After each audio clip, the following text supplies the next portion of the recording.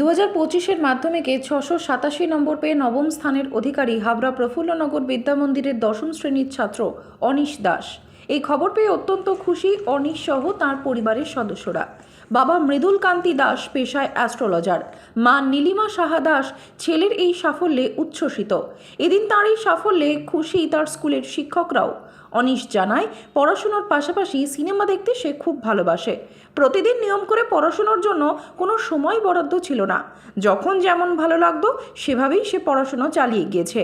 এদিন তার এই সাফল্যের খবর পাওয়ার পর সংবাদ মাধ্যমের মুখোমুখি হয়ে অনিশ জানায়,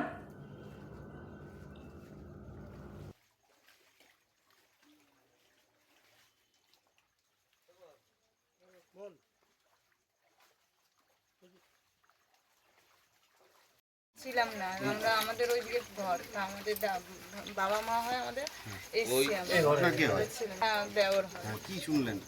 শুনলাম এসে যে ঘর গাছ ভেঙে পুরো ঘরের ভিতরে উনি সন্ধ্যাবেলায় খেয়ে দিয়ে শুয়েছিল, গাছ চাপা হয়ে পড়ে গাছের ভিতরে দাদা বড়দা ভেঙে ছেড়ে দেখে কি যে ওর পাটা শুধু দেখা যাচ্ছে। তারপরে তো সব বাবা মা আগে চিল্লানোর পর ওনাকে নিয়ে ইয়ে করা হলো, পুলিশ টুলিশ আসলো, এসে কেটে কুটে বের করলে। আমরা তো ছিলাম না, আমরা ওইদিকে বাড়ি আছে আমাদের, ওইদিকে ছিলাম।